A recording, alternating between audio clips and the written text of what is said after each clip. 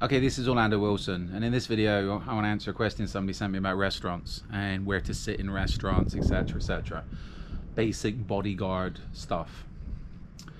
On the courses we run, when we're running them, we talk about restaurants, seating in restaurants, etiquette for restaurants, etc, because if you're working with clients, they're going to have to eat sometimes, be it in five-star restaurants, be it in fast food places, street food places, etc, etc. So you need to understand a little bit about the etiquette and a little bit of tactics, if we can call it that, for working in restaurants. Now, one big myth, one big misconception, and I'm sure everybody's heard it, is when you go into a restaurant, you sit with your back to the wall, you watch the doors, etc, etc, etc.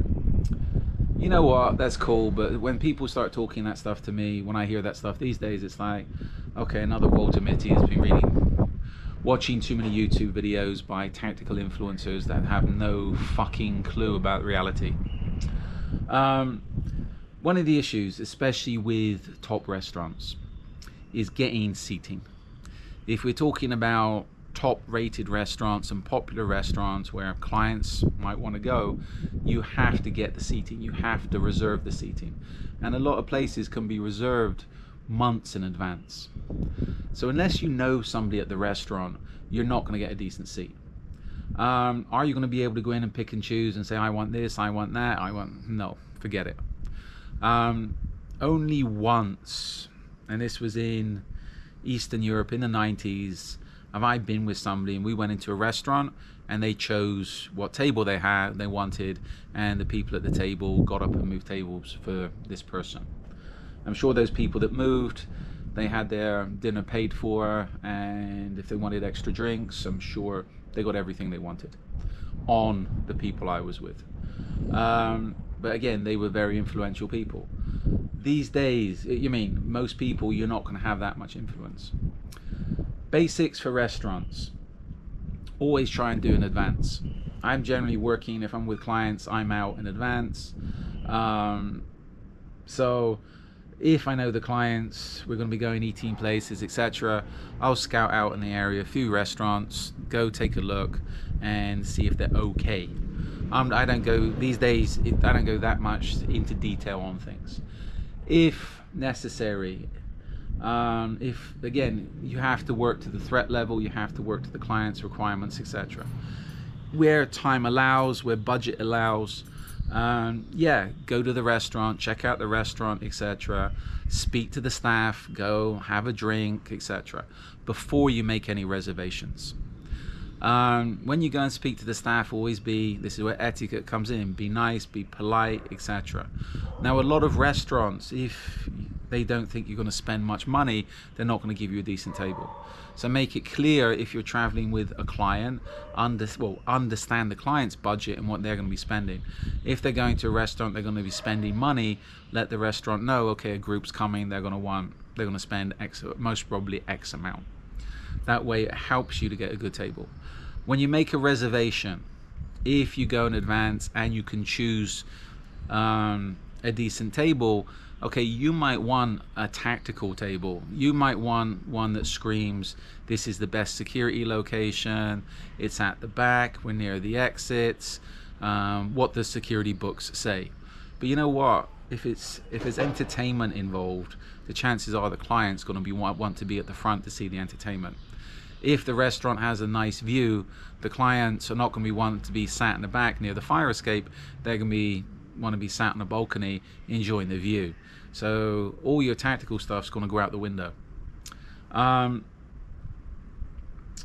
This is where, to me, the seating in restaurants, generally the security side of things goes out the window if the client is not cooperative. What you can do then is, all you can do then, generally if we're working two people, one person will stay in the restaurant with the client and another person is doing protective surveillance or covering the exterior of the restaurant. I'm not going to go too much into our tactics on this, because if you want to know, read the books and do the courses, our courses. If the clients have regular restaurants, if they're going to places all the time, this can be a problem because they're setting a pattern. And numerous hits, numerous assassinations, numerous attacks occur when people are going to regular places because they can be predicted. So if the client has a regular location they like to go, be it a restaurant, be it a fast food joint, be it a sports bar, be it a coffee shop, then you need to be especially careful.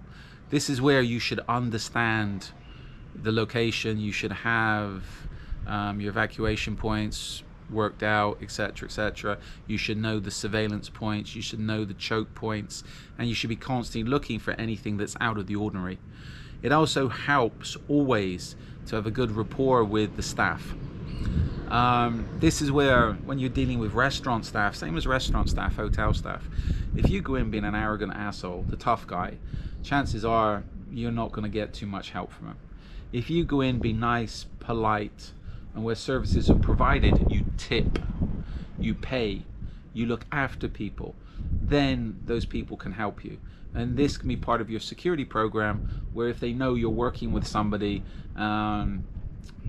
if they know you're a personal assistant, etc., etc., and you can say to them, you know what, if you see anything out suspicious, just give me a shout, give them a phone number, give them $10, and any problems, anything out the ordinary, give me a shout and we'll have a conversation and I'll give you another $10. This is where you have to have, how can we put it, the social skills. You need to be able to understand people, you need to be able to deal with people. It's not about being a tough guy, it's about having a good rapport with people, because those members of staff, the waiters, the baristas, etc., can be part of your security network, because you look after them, they'll look after you, and they'll keep their eyes open for you. Just my thoughts on restaurants. It can be a in-depth topic, but the main thing is you need to understand, can I put it, you need to understand the ground with everything. To me, same as being in the military, fieldcraft, etc., understanding the ground, cover, concealment, choke points, exit points, surveillance positions, etc., counter surveillance positions. The same thing applies to the close protection world. So you need to understand the ground, and you need to be constantly looking for anything suspicious, people acting suspicious, etc., etc. But again, the problems can occur where people know where you're going, where you're going to be, etc. So to me, secrecy, counter surveillance, security awareness, etc., is back to the basics.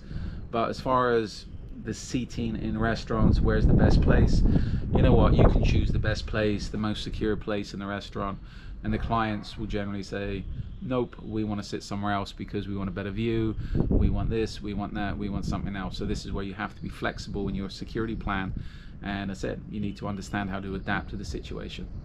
And again, as far as the tough guy, back to the wall, watching the doors, etc., you know what, best of luck to you.